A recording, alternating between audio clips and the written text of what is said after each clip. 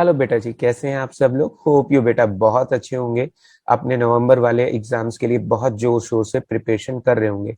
और मैं मेरी साइड से पूरी कोशिश कर रहा हूँ कि आप लोगों के लिए बहुत अच्छी यूजफुल वीडियोस लेकर आऊं, सो दैट कि आप लोगों को पढ़ाई करने के लिए बहुत अच्छा कंटेंट मिले। जो भी एग्जाम पॉइंट ऑफ व्यू से इंपॉर्टेंट क्वेश्चन आपसे एग्जाम में पूछे जा सकते हैं, उनकी एमसीक्यूज वीडियोस और उनसे रिलेटेड जो भी केस स्टडीज हो सकती हैं, वो सारी वीडियोस मैं डेली बनाकर आपके साथ शेयर करता हूँ। अगर मैं आज की बात करूं तो बेटा जी, आज की इस वीडियो क्लास में मैं क्लास 12th का एनालिसिस ऑफ फाइनेंशियल स्टेटमेंट या फिर जिसे हम बोलते हैं फाइनेंशियल स्टेटमेंट्स ऑफ कंपनीज, उस टॉपिक का वीडियो लेकर आया हूं। बेटा इस वीडियो से पहले मैंने इसके ऊपर 3 वीडियोस बनाई हैं, जिसमें मैंने इसका सारा थियोरेटिकल कंसेप्ट आपके साथ डिस्कस किया है। जो पहला वीडियो था उसमें मैंने फाइनेंशियल स्टेटमेंट क्या होते हैं उसके सारे बेसिक्स बताए थे, ऑब्जेक्टिव, लिमिटेशंस वगैरह। दूसरी वीडियो में मैंने बैलेंस शीट में लाइबिलिटीज सारी डिस्कस की थी। तीसरी वीडियो में मैंने बैलेंस शीट के सारी एसेट्स आपके साथ डिस्कस की थी। और उसके बाद बेटा जी ये 4th वीडियो है जिसमें मैं प्रैक्टिस सेट नंबर 1 लेकर आया हूँ। इसके बाद मैंने 3 वीडियोस और बनाई हैं, प्रैक्टिस सेट नंबर 2, 3 और 4, जिनमें मैंने आपके साथ एडवांस एमसीक्यूज डिस्कस किए। आप इन सभी वीडियोस को बेटा जी, मेरी ये सारी वीडियोस को आप मेरे चैनल की प्लेलिस्ट में जाकर देख सकते हैं। उस प्लेलिस्ट का नाम है फाइनेंशियल स्टेटमेंट। डन। वहां पर जाकर आप इसके सारे बेसिक्स और इसके अलावा सारे एमसीक्यू सेट की प्रैक्टिस कर सकते हैं। बेटा जी मैं आपको यही एडवाइस करूंगा कि अगर आपने इसके थियोरेटिकल कंसेप्ट की वीडियोस नहीं देखी है तो पहले वो देख लीजिए, ताकि जो एमसीक्यूज हैं वो आपको बहुत अच्छे से समझ में आ जाए। अगर आपने वो वीडियो देखी है तो आपको इन एमसीक्यूज को समझने में बहुत आसानी होगी। शायद मेरे बोलने से पहले आप आंसर का रिप्लाई कर दें फट से, अगर आपने वो वीडियोस देखी होंगी। वैसे मैंने ये जो प्रैक्टिस सेट बनाए हैं ये इतने इजी टू हार्ड फॉर्म में बनाए हैं कि अगर कोई बंदा फर्स्ट टाइम देख रहा है और उसको पूरे अच्छे से कंसेप्ट नहीं भी पता है तो भी इनसे इतनी अच्छी हेल्प मिलेगी उसको कि उसके कंसेप्ट भी क्लियर हो जाएंगे और उसको सारे पॉइंट रिकॉल भी हो जाएंगे। चलिए अब बहुत बातें हो गई हैं, अपनी वीडियो स्टार्ट करते हैं बेटा जी।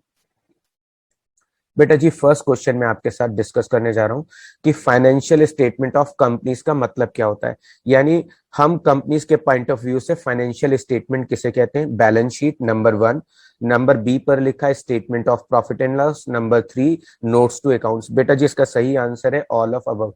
हम इन सभी चीजों को बेटा जी फाइनेंशियल स्टेटमेंट्स बोलते हैं। कंपनी की बैलेंस शीट को, statement of profit and loss को और नोट्स टू अकाउंट्स को, ये तीनों के तीनों ही हमारे फाइनेंशियल स्टेटमेंट होते हैं। क्वेश्चन नंबर 2 पर आते हैं बेटा जी। यहाँ पर अगेन टीचर ने पूछा फाइनेंशियल स्टेटमेंट ऑफ कंपनीज का मतलब क्या होता है। बेटा जी बैलेंस शीट को हम फाइनेंशियल स्टेटमेंट बोलते हैं, ये हमने पिछले एमसीक्यू में समझ लिया। Statement of profit and loss को भी हम अपना फाइनेंशियल स्टेटमेंट बोलते हैं, ये भी हमने समझ लिया। तीसरे नंबर पे कैश फ्लो स्टेटमेंट, बेटा जी ये भी कंपनी का फाइनेंशियल स्टेटमेंट होता है, इसका आंसर है डी। बेटा जी आपको बता दें कि टोटल हम 4 चीजों को फाइनेंशियल स्टेटमेंट बोलते हैं। Number 1 balance sheet, number 2 statement of profit and loss, number 3 notes to accounts और नंबर 4 बेटारी कैश फ्लो स्टेटमेंट। ये 4 चीजें फाइनेंशियल स्टेटमेंट होती हैं।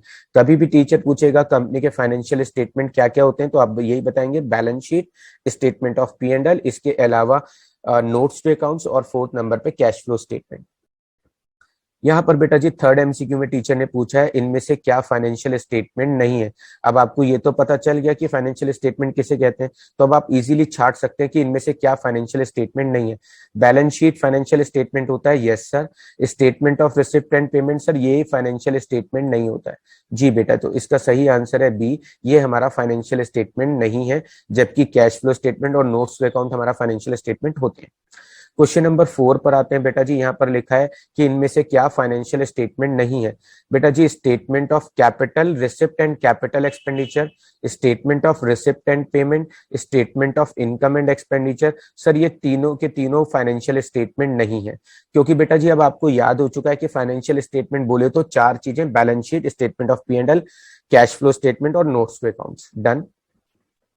क्वेश्चन नंबर 5 बेटा जी, यहाँ पर टीचर ने बोला है कि एज पर which schedule of company act 2013 हम फाइनेंशियल स्टेटमेंट ऑफ कंपनीज को प्रिपेयर करते हैं। तो बेटा जी इसका पूरा है शेड्यूल 3। बेटा जी कंपनी एक्ट 2013 के शेड्यूल 3 पार्ट 1 के अकॉर्डिंग हम जो है कंपनी के जो फाइनेंशियल स्टेटमेंट है वो एक प्रिस्क्राइब फॉर्मेट में बनाते हैं। फिर से बोलता हूं कौन से बेटा जी, शेड्यूल 3 पार्ट 1। Schedule 3 part 1। अगर आपने मेरा थ्योरी वीडियो देखा है तो मैंने ये सारी बेसिक बातें उसमें कवर अप की है। क्वेश्चन नंबर बेटा जी 6 पर आते हैं। Financial statement are prepare in terms of, बेटा जी financial statement qualitative, quantitative, equation और मॉनेटरी टर्म्स में प्रिपेयर किए जाते हैं। तो इसका सही आंसर है बेटा जी मॉनेटरी टर्म्स में प्रिपेयर किए जाते हैं फाइनेंशियल स्टेटमेंट्स। 7 नंबर पे टीचर ने पूछा है आपको जो आंसर है वो ट्रू और फॉल्स की फॉर्म में बताना है। तो बेटा जी जो बैलेंस शीट है उससे हमें बिजनेस का प्रॉफिट और लॉस पता चलता है, बैलेंस शीट से हमें बिजनेस का प्रॉफिट और लॉस पता चलता है, और statement of profit and loss से हमें फाइनेंशियल पोजीशन का पता चलता है किसी बिजनेस की। आपको बताना है ये स्टेटमेंट ट्रू है या फॉल्स है। तो बेटा जी ये स्टेटमेंट फॉल्स है। आप जानते हैं कि जो बैलेंस शीट है उससे फाइनेंशियल पोजीशन का, और जो statement of profit and loss है बेटा जी उससे प्रॉफिट एंड लॉस का पता चलता है। क्वेश्चन नंबर 8 बेटा जी आपको बताना है फाइनेंशियल स्टेटमेंट के ऑब्जेक्टिव क्या है। बिजनेस की प्रॉफिटेबिलिटी को फाइंड आउट करना, बिजनेस की फाइनेंशियल स्ट्रेंथ के बारे में जानना, बिजनेस फाइनेंशियली सॉल्वेंट है कि नहीं है ये बताना, या ऑल ऑफ अबव। तो बेटा जी इसका सही आंसर है डी, ऑल ऑफ अबव। मैंने अपने थ्योरेटिकल जो पार्ट 1 का वीडियो है बेटा जी ये सारे पॉइंट आपके साथ थ्योरी पॉइंट वीडियो में डिस्कस किए थे।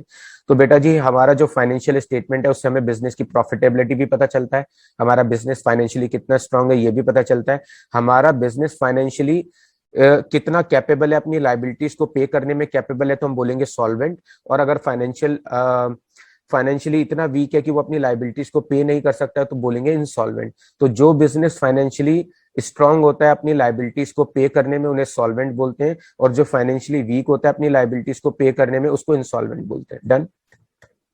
क्वेश्चन नंबर 9 पर आते हैं बेटा जी। ऑब्जेक्टिव ऑफ फाइनेंशियल स्टेटमेंट्स क्या होते हैं। To make comparative study with other similar concern, to know the trend of the business, to know the managerial efficiency, या डी ऑल ऑफ अबव। तो इसका आंसर है बेटा जी डी, ऑल ऑफ अबव। हम जो अपने फाइनेंशियल स्टेटमेंट है वो उस तरीके से बनाते हैं ताकि उनका कंपैरेटिव स्टडी आसानी से किया जा सके। दूसरा, हमें जब हम फाइनेंशियल स्टेटमेंट बनाते हैं तो एक करंट ईयर डेटा बनाते हैं, एक प्रीवियस ईयर का डेटा बनाते हैं, तो उससे देखने से पता चल जाता है कि लास्ट ईयर के कंपैरेटिवली हमारी कौन सी वैल्यूज इंक्रीज हो रही है, कौन सी वैल्यूज डिक्रीज हो रही है। अगर वैल्यूज इंक्रीज होती है तो इसको इंक्रीजिंग ट्रेंड कहते हैं, और डिक्रीज होती है तो उसको डिक्रीजिंग ट्रेंड कहते हैं। इसके अलावा जो फाइनेंशियल स्टेटमेंट होते हैं उससे हमारे बिजनेस के जो जो हमारा मैनेजमेंट होता है उसकी मैनेजरियल एफिशिएंसी का भी पता चल जाता है, क्योंकि कोई भी मैनेजमेंट जो है बिजनेस के लिए एक फिक्स गोल सेट करता है, और उसने वो गोल जो सेट किए हैं फाइनेंशियल स्टेटमेंट से पता चलता है कि हमने वो गोल किस लेवल तक अचीव कर लिए। तो इससे हमें अपने बिजनेस की मैनेजरियल एफिशिएंसी का भी पता चलता है। तो इसका सही आंसर है बेटा जी डी। जी बेटा आते हैं नेक्स्ट एमसीक्यू पे। आपको बताना है कि विच is not objective of financial statement. इनमें से कौन सा फाइनेंशियल स्टेटमेंट का ऑब्जेक्टिव नहीं है। बेटा जी कंपैरेटिव स्टडी बनाते हैं हम अपने जो फाइनेंशियल स्टेटमेंट है वो इस तरीके से बनाते हैं कि आसानी से उनका कंपैरेटिवली स्टडी किया जा सके। बिजनेस का ट्रेंड जानने के लिए करते हैं, इसके अलावा टू नो द प्रॉफिटेबिलिटी। ये तीनों के तीनों ऑब्जेक्टिव है बेटा, इसका आंसर होगा नन ऑफ दीज। डन। उसके नेक्स्ट नंबर पे आते हैं बेटा जी 11th number. Which is not objective of financial statement. To make financial statement of competitors to know where our business stands. हम दूसरों के फाइनेंशियल स्टेटमेंट बनाते हैं ये जानने के लिए कि हमारा बिजनेस कहाँ स्टैंड करता है। To report central government, to report state government, और ऑल ऑफ अबव। बेटा जी इनमें से हमारे बिजनेस का कौन सा ऑब्जेक्टिव नहीं है। बेटा जी इसका आंसर है D, all of above.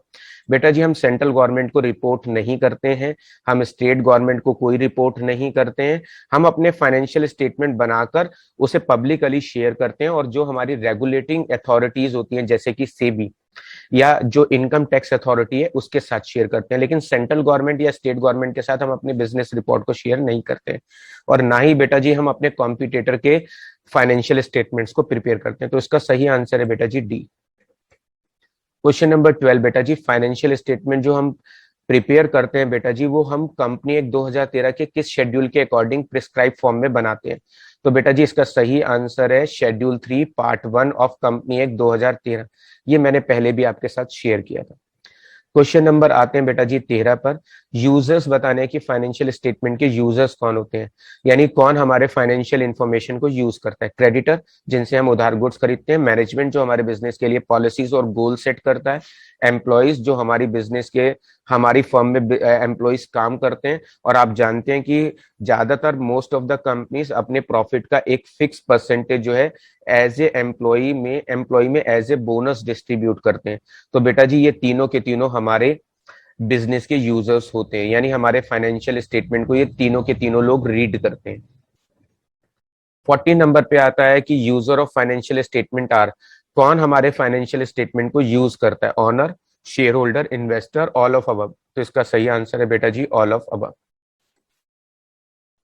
Question number 15, इनमें से कौन हमारे फाइनेंशियल स्टेटमेंट का यूजर नहीं है। Share holder, investor, all of above या रजिस्ट्रार ऑफ कंपनीज। बेटा जी रजिस्ट्रार ऑफ कंपनी हमारे फाइनेंशियल स्टेटमेंट का यूजर्स नहीं है। समझ गए। रजिस्ट्रार ऑफ कंपनीज वो होता है जहां पर हम अपनी कंपनी को रजिस्टर्ड कराने के लिए स्टार्टिंग में अप्लाई करते हैं, जहां से हमें इनकॉर्पोरेशन का सर्टिफिकेट मिलता है। तो ये हमारी फाइनेंशियल स्टेटमेंट का यूजर नहीं होता, ये कंपनी को स्टैब्लिश करते समय हमें अप्रूवल देता है। समझ गए। शेयर होल्डर जो हमारी कंपनी में पैसा लगाते हैं। इन्वेस्टर वो लोग जो हमारी कंपनी में पैसा लगाते हैं। शेयर होल्डर जो हमारी कंपनी में पैसा लगाने के बाद ऑनर बन गए। तो ये लोग हमारे फाइनेंशियल स्टेटमेंट को यूज करते हैं, लेकिन जो रजिस्ट्रार रहता है कंपनी का वो यूज नहीं करता। 16 नंबर पे है user of financial statement are, debenture holder हमारे बिजनेस के फाइनेंशियल स्टेटमेंट के यूजर होते हैं। दूसरे नंबर पे पूछा है फाइनेंशियल स्टेटमेंट यूजर्स होते हैं। तीसरे नंबर पे पूछा है शेयर होल्डर, और चौथे नंबर पे डी ऑल ऑफ अबव। तो इसका सही आंसर है बेटा जी ऑल ऑफ अबव। ये सब के सब हमारे फाइनेंशियल स्टेटमेंट की इंफॉर्मेशन को यूज करते हैं। डन। डिवेंचर होल्डर वो होते हैं जिन्हें बेटा हमने डिवेंचर इश्यू किए होते हैं। फाइनेंशियल इंस्टीट्यूशन बेटा जी वो होते हैं जिनसे हमने बैंक, यानी जैसे बैंक या कोई फाइनेंस कंपनी जिससे हमने अपने बिजनेस के लिए लोन लिया हुआ है। और शेयर होल्डर वो जो बेटा जी हमारी कंपनी में पैसा लगाते हैं। तो ये तीनों के तीनों बेटा जी हमारी कंपनी के फाइनेंशियल स्टेटमेंट के यूजर्स हैं। 17 नंबर बेटा जी, आपको बताना है कि इनमें से कौन सा फाइनेंशियल स्टेटमेंट का यूजर नहीं है। State government, central government, registrar of company या ऑल ऑफ अबव। बेटा जी ये तीनों के तीनों हमारी कंपनी के स्टेटमेंट, फाइनेंशियल स्टेटमेंट के यूजर्स नहीं है। ये हमारे तीनों के तीनों फाइनेंशियल स्टेटमेंट्स को रीड नहीं करते हैं। डन। जो टैक्स अथॉरिटीज होती हैं, सेबी होता है बेटा जी, ये फाइनेंशियल स्टेटमेंट के यूजर्स हैं, लेकिन सेंट्रल गवर्नमेंट, स्टेट गवर्नमेंट और रजिस्ट्रार ऑफ कंपनीज हमारे फाइनेंशियल स्टेटमेंट के यूजर्स नहीं होते हैं। 18 नंबर पे आता है बेटा जी लिमिटेशन ऑफ फाइनेंशियल स्टेटमेंट्स क्या है। फाइनेंशियल स्टेटमेंट की लिमिटेशंस बतानी है, यानी वीकनेस या कमियां बतानी है। Qualitative aspects, record, records are based on historical cost basis, personal judgement, all of above. तो बेटा जी ये तीनों की तीनों हमारे बिजनेस की लिमिटेशन है, ये हमारे फाइनेंशियल स्टेटमेंट की तीनों कमियां है। हम क्वालिटेटिव एस्पेक्ट्स को फाइनेंशियल स्टेटमेंट में कवर नहीं करते हैं। जो हम डेटा रिकॉर्ड करते हैं अपने फाइनेंशियल स्टेटमेंट में वो हिस्टोरिकल कॉस्ट बेसिस पर होता है।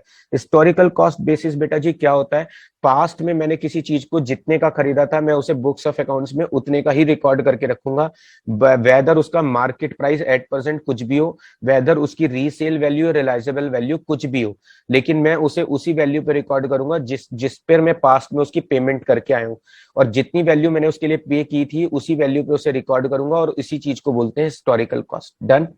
जो बेटा जी हमारे फाइनेंशियल स्टेटमेंट होते हैं वो पर्सनल जजमेंट से इन्फ्लुएंस्ड होते हैं, क्योंकि जो फाइनेंशियल स्टेटमेंट होते हैं वो कंपनी के एम्प्लॉयज बनाते हैं, और कंपनी के एम्प्लॉयज वैसे ही फाइनेंशियल स्टेटमेंट बनाते हैं जैसा उनका बॉस उन्हें बनाने के लिए कहता है। तो कहीं ना कहीं बॉस जो है अपने अकॉर्डिंग फाइनेंशियल स्टेटमेंट्स को मैनिपुलेट कर लेता है, इसलिए हम यहाँ पर कह रहे हैं कि पर्सनल जजमेंट। तो बेटा जी ये तीनों के तीनों लिमिटेशन ऑफ फाइनेंशियल स्टेटमेंट्स हैं। Question number 19, limitation of financial statements are price level changes are ignored, window dressing, statement not show present value of assets and liabilities, या D all of above। तो उसका सही answer है बेटा जी D all of above। इसमें जो price level changes होते हैं, यानी जो हमने एसेट्स शो की हुई हैं उनका जो प्राइस लेवल चेंजेस है, यानी जो प्रेजेंट प्राइस है हम उसको इग्नोर कर देते हैं, उनको रिकॉर्ड नहीं करते। विंडो ड्रेसिंग का मतलब होता है बेटा जी हम सिचुएशन के हिसाब से अपने जो फाइनेंशियल स्टेटमेंट है उनको मॉडिफाई कर लेते हैं। जब मुझे सरकार को टैक्स पे करना होता है तो मैं अपने फाइनेंशियल स्टेटमेंट की वैल्यूज को कम कर देता हूं, सो दैट की प्रॉफिटेबिलिटी कम आए, टैक्स कम देना पड़े। इसके अलावा बेटा जी जब मुझे बैंक से लोन लेना होता है तो मैं अपने फाइनेंशियल स्टेटमेंट में अपनी वैल्यूज को बढ़ाकर दिखाता हूँ, सो दैट कि बैंक से ज्यादा अमाउंट का लोन पास हो जाए। इसे बोलते हैं बेटा जी विंडो ड्रेसिंग, जब हम अपने अकाउंटिंग रिकॉर्ड्स को सिचुएशन के हिसाब से मैनुपुलेट कर लें। इसके अलावा यहां पर लिखा है कि स्टेटमेंट में हम एसेट्स लायबिलिटी की प्रेजेंट वैल्यू शो नहीं करते हैं, हमेशा एसेट्स और लायबिलिटी को हिस्टोरिकल कॉस्ट वैल्यू पे ही शो करते हैं। तो ये बेटा तीनों की तीनों लिमिटेशन है और इसका आंसर है D, all of above. Next question पे आते हैं बेटा जी 20 नंबर पे। What you know from financial statement, sorry, what you know from financial statement, profitability of the company, financial position of the company, comparative study of the statements, या all of above. बेटा जी इसका सही answer है D, all of above.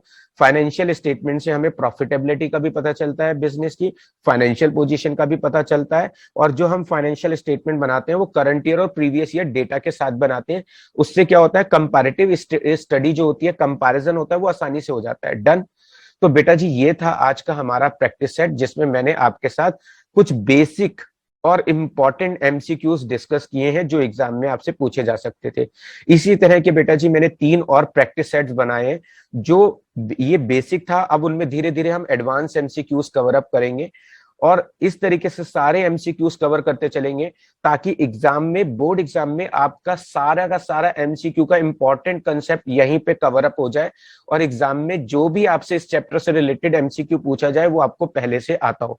बेटा अगर ये video आपको यूजफुल लगा हो तो चैनल को सब्सक्राइब करिएगा और अच्छा लगा हो तो इस वीडियो को अपने और फ्रेंड्स के साथ भी शेयर करिएगा। अगर बेटा आपको ये वीडियो अच्छा लगा है तो प्लीज सब्सक्राइब द चैनल और इस वीडियो को अपने फ्रेंड्स के साथ ज्यादा से ज्यादा शेयर करें।